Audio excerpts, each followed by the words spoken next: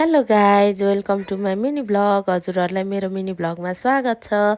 अनि हजुरहरूको चाहिँ के छ?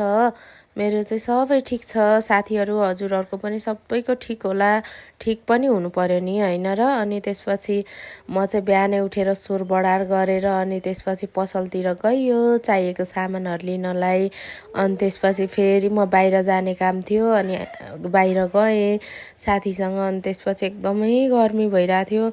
हामीलाई चाहिँ एकछिन हिँड्दाखेरि पनि गर्मी हुन्छ क्या। अनि त्यसपछि हामी त्यहाँ एकछिन बस्यौँ अनि त्यसपछि फेरि छाता ओढेर हामी चाहिँ लाग्यौँ गफ गर्दै ट्विट ट्विट ट्विट। अनि यस्तै छ साथीहरू हाम्रो चाहिँ हालखबर। अनि हजुरहरूको चाहिँ के छ? अनि त्यसपछि त्यति गरेर म पसलतिर पस्दै आएँ। पसलमा मैले अन्डा लिएँ अनि त्यसपछि अरू चाहिने सामान फेरि लिएँ। अनि त्यसपछि म घर आएँ। घरतिर आएर मैले अन्डा बसालेर पनि छोरालाई अन्डा सन्डा पकाएर पनि खाना दिएँ। अन्डा खै भन्नुहुन्छ होला साथीहरू, अन्डा चाहिँ मेरो छोराले खाइसक्यो। ल मैले केलाको ओरेको सबै भिडियो गर्न पाइनँ नि त। अनि फेरि यतातिर मैले आलु बसालिदिएँ। आलुलाई पखालेर खत्रा खुत्रुक पारेर अनि पखालेर आलुलाई चाहिँ मैले पाक्नलाई बसालिदिएँ।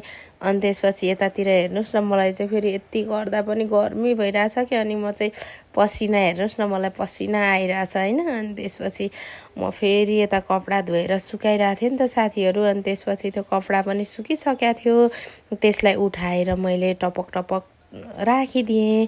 अनि त्यसपछि अहिले चाहिँ दिउँसोको 4 बजेको थियो यति बेला चाहिँ। अनि त्यसपछि त्यति बेला चाहिँ पानी परिरहेको छ कि बाहिरतिर दर पानी पर्यो साथीहरू, गाडाङ र गोडुङ गरेर। अनि मैले चाहिँ फेरि मेरो छोरालाई हेर्न पढ्नु भनेको, एकछिन पढ्नु भनेको अल्छी लाग्यो अरे भनेर डङ्ग पो लड्यो।